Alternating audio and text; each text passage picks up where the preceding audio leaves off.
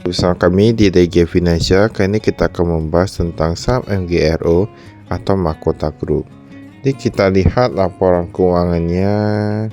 Ini ada direktur utamanya ada Usri, kemudian direktur ada Fuad Halimun. Nama kantor mereka ada di Jati Junction lantai 27 Jalan Perintis Kemerdekaan nomor 3A ya, tepatnya di Medan. Ini laporannya yang kuartal pertama 2025 ya. Nah, kita lihat gimana kinerjanya. Kalau dilihat dari harga sahamnya ini kayaknya kadang naik turun pun stuck di tempat aja, agak gitu banyak berubah. Untuk laporan keuangannya kita lihat kas dan setara kas. Ini kita lihat dulu. Ini nilainya itu satuan penuh dan bentuknya itu dia rupiah. Kas dan setara kasnya dari 276 miliaran sekarang tersisa 39 miliaran. Nah, ini penurunan cukup banyak ya. Kas yang dibatasi penggunaannya ini dia pun meningkat sedikit saja. Kita lihat persediaan dia meningkat ke sekitar 150 miliaran. Ini cukup banyak kalau menurut kami, cukup banyak. Kemudian hasil biologis kecil saja. Total asetnya kita lihat dari 3,07 triliunan sekarang menjadi 3,09 triliunan. Nah, ini peningkatannya ini sedikit saja menurut kami ya. Karena jika dibandingkan dengan totalnya ini agak sedikit. Langsung kita lihat saja untuk yang bagian liabilitasnya atau hutangnya. Ini hutangnya dari 2,56 triliunan sekarang menjadi 2,6 triliunan. Nah, ini peningkatannya ini cukup banyak menurut kami. Peningkatannya itu kurang lebih sekitar 43 miliaran itu ya. 40 miliaran kalau dilihat dari sini. Bahkan jika dibandingkan ini total hutangnya lebih banyak daripada ekuitasnya. Dan jika dilihat lagi tampaknya ekuitasnya menurun lagi. Ini kebanyakan hutang ya kalau dilihat dari sini. Ini yang menjadi pertanyaan. Ini kalau kebanyakan hutang kan agak susah nih. Pendapatan dari 987 miliaran sekarang menjadi 1,3 triliunan. Nah, walaupun pendapatan yang meningkat, tapi mengapa ekuitasnya terus menurun sedangkan liabilitasnya itu malah meningkat? Kita lihat laba rugi operasional. Nah, ini aja udah minus. Mengapa bisa minus? Karena beban operasional penjualannya sangat tinggi. 92 miliaran jadi 12 miliaran sekarang menjadi 92 miliaran, meningkat 80 miliaran. Nah, ini yang menjadi pertanyaan. Biasanya setahu kami ini kita lihat dulu rugi bersihnya dari 40 miliaran sekarang menjadi 25 miliaran. Nah, rugi bersihnya 25 miliaran ya, berarti masih rugi. Ini yang mau kami katakan, ketika sebuah perusahaan penjualannya meningkat, seharusnya beban penjualannya itu tidak meningkat sangat drastis. Kami sering menemui bahwa banyak perusahaan yang penjualan meningkat, paling kalau beban penjualan meningkat gak gitu banyak. Ini meningkat hingga beberapa kali lipat ya. Beban penjualannya ini yang gak masuk akal nih. Ini saya bukan gak masuk akal, tapi kita lihat dulu penyebabnya itu apa. Mengapa bisa meningkat sangat drastis ya. Ini aktivitas operasional. Kita lihat dulu. Ini ada komisaris utamanya, ada nyonya atau Mrs. Lily, kemudian ini Mili ya, komisaris Lily. Ini agak cukup unik nih namanya. Kemudian direktur utamanya ada Usli. Semua Lily semuanya. Tadi Mili, sekarang Lily, kemudian Usli. Jadi kita lihat ini karyawannya. Untuk karyawannya kalau dilihat dari sini ini bahkan terus meningkat. Inilah yang menjadi pertanyaan. Ketika sebuah perusahaan dia terus merugi, hutangnya sangat banyak, mengapa karyawannya itu terus meningkat? Seharusnya mereka sudah bisa melakukan efisiensi. Paling tidak kalau ada karyawan resign, jangan terus meng-hire orang lagi ya. Menurut kami seperti itu. Ya, kalau yang namanya pemecatan kan agak kasihan ya untuk karyawannya. Jadi kalau misalnya bebannya udah banyak, jangan terus meng-hire orang. Nah gitu. Kalau ada yang resign, jangan meng-hire orang lagi atau menambah orang lagi. Nah, itu merupakan salah satu cara yang dapat dilakukan. Mengapa? karena memang agak sulit untuk perusahaan yang kinerjanya sudah memburuk tetapi malah menambah beban terus. Saya bukan dibilang memburuk kali ya, sebenarnya gimana? Dia sedang rugi. Nah, perusahaan sedang rugi. Nah, seharusnya kita memperhatikan semuanya. Kas rupiah. Nah, ini kita lihat bahkan kasnya ini menurun sangat drastis. Deposito yang rupiah ini sama yang pihak ketiga ya. Nilainya sama. Deposito pihak ketiga rupiah. Ini tapi untuk yang kasih batasi penggunaannya ini cukup banyak, bahkan meningkat untuk yang deposito ya. Mereka untuk deposito US dollar pun meningkat dari 192 miliaran menjadi 193 miliaran. Mereka yang susahnya itu di hutangnya.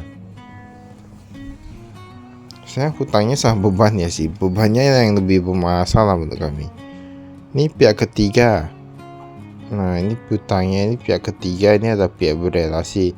Pihak ketiga adalah Mahkota Oil and Fats Pty Ltd. Ini Mahkota Oil ini sebenarnya milik sendiri atau gimana? Karena namanya sama ya, ini Mahkota juga ya. Nah, jadi mungkin kalau ada yang tahu, ada yang kerja di Mahkota Group, bisa di komentar juga ya. Berdasarkan umur kita lihat. Tapi untuk cash flow-nya masih oke sih menurut kami, untuk hutangnya masih cukup bagus ya. Berarti yang bermasalah cuma yang di bebannya aja. Bebannya yang tinggi, kemudian hutangnya yang tinggi. Kalau perusahaan mau bisa terus berkembang, mereka bisa melakukan perubahan besar-besarannya. Persediaan kita lihat. Ini yang piutang ini yang pihak Brasil cukup banyak, dari 32 miliaran sekarang dia 35 miliaran. Nah, ini pun nggak disebutkan itu berapa umur itu piutang lain itu. Nah, ini yang agak susah ya, karena dia banyak yang di pihak Brasil.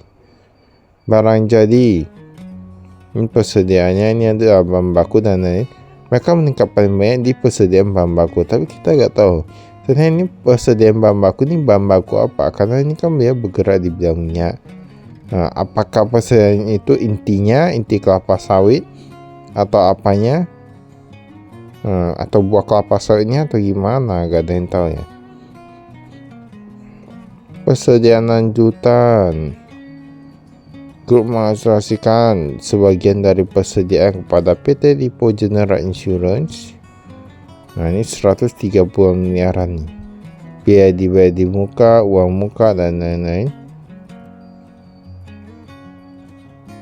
Ini kita skip.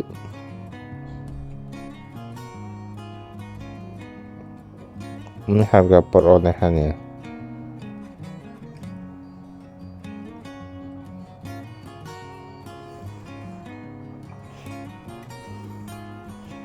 Tapi setahu kami dulu ya, kami pernah melihat untuk yang Mahkota Group ini dia menghasilkan laba.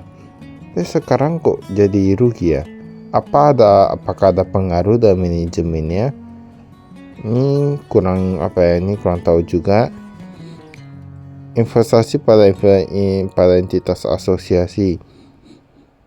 Kita lihat bahkan itu rugi ya di PT Karya Mitra Andalan. Bagian laba atau rugi ini pun rugi juga. Nah, menurut kami, terkadang perusahaan besar, kalau dia sudah menjadi perusahaan besar, manajernya itu jadi penakut. Ibaratnya kayak gini, mereka takut mengambil keputusan karena memperhatikan posisinya, tidak mau terlihat salah di depan direksi atau gimana. Nah, itu yang menjadi masalah bagi perusahaan besar menurut kami. Itu yang membuat perusahaan tidak bisa loncat, ataupun tidak bisa berkembang dengan cepat karena semuanya mengutamakan efektivitas, buat SOP, takut ini, takut itu, takut disalahkan lah, kayak gitu ya.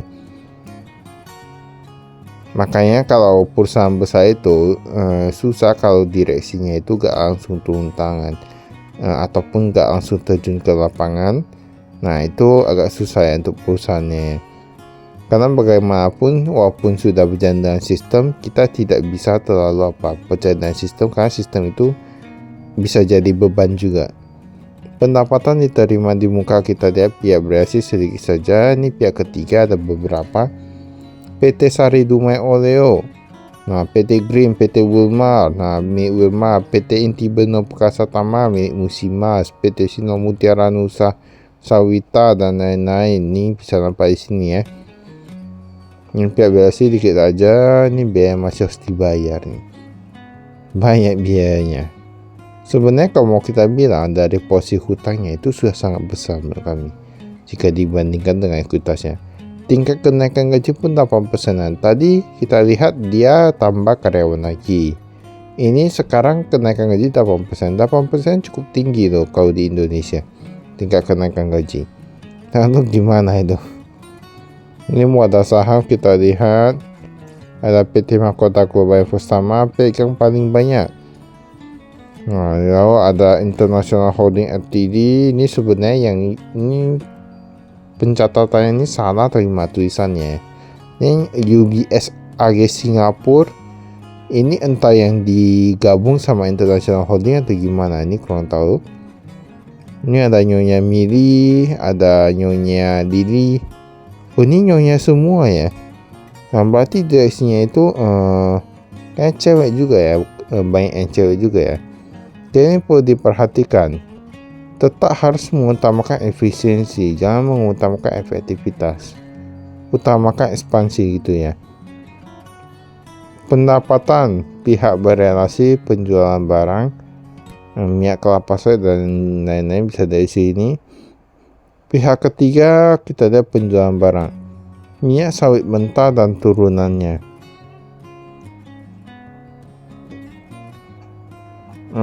700-an miliaran, 1 triliunan. Inti sawit dan turunannya. Cangkang Abu Jangjang, penjualan lain-lain. Ini penjualannya untuk yang minyak kelapa sawit meningkat sih. Untuk yang lainnya mungkin ada sedikit penurunan, tapi yang penting pendapatan ini meningkat. Nah, nanti kita lihat gimana dengan beban penjualannya, karena kita yang penting itu tadi beban penjualan. Kenapa ketika penjualan meningkat cukup drastis, beban penjualannya malah meningkat lebih banyak lagi. Maksudnya bukan meningkat lebih banyak lagi, meningkat sangat banyak menurut kami.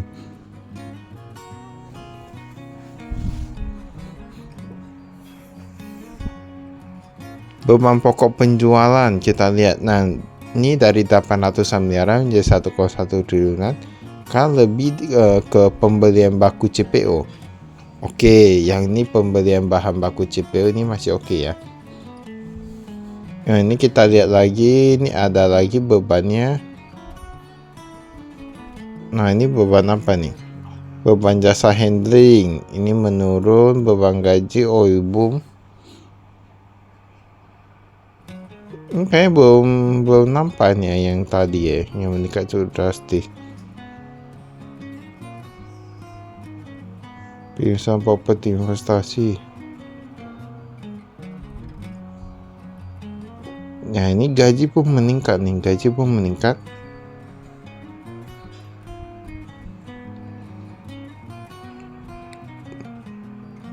Jangan beban pokok. Oh, ini dia beban penjualan. Nah, di sini nampak data pengangkutan ekspor 65 miliaran. Kemarin nggak ada, sekarang ada pengangkutan ekspor 65 miliaran. Kok bisa tinggi sekali? Nah, ini yang menjadi sebuah pertanyaan. Bisa dipertanyakan apakah pengangkutan ekspor itu ada tarifnya itu berapa persen? Berapa persen dari penjualannya ataupun nilainya? Ini yang perlu kita ketahui. Yang lain-lain sebenarnya nggak gitu banyak sih jumlahnya. Kayak sewa tangki 8 miliaran saja, sewa kapal 2 miliaran saja. Ini yang perlu kita pertanyakan, yang pengangkutan ekspor ini mengapa tinggi sekali ya ini nilainya. Kalau misalnya ada yang tahu untuk pengangkutan ekspor untuk minyak ini, tadi kita nggak tahu juga ya. Ini dia pengangkutan ekspor karena penjualan apa? Penjualan inti, cangkang atau minyak atau lain-lain, nggak ada yang tahu ya, karena nggak disebutkan. Nah, ini perlu dipertanyakan juga. Tapi sebenarnya kalau kita bilang ini bukan hanya pengangkutan ekspor, Tapi yang lain-lain bebannya itu pun meningkat cukup drastis. Kayak ada beban umum, beban ini, beban itu. Nah, itu perlu dilakukan efisiensi juga ya. Kalau pendapatan apa ya agak meningkat karena ini nengok aja laba penjual aset tetap. Nah, pun ada penjual aset tetap. Dari 80 jutaan sekarang menjadi beberapa miliaran.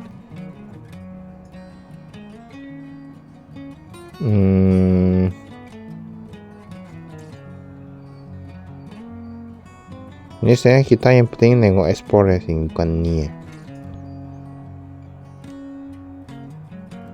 Nggak ada disebutkan ya. Mereka terus saya ada kami sekian, terima kasih, saya investasi.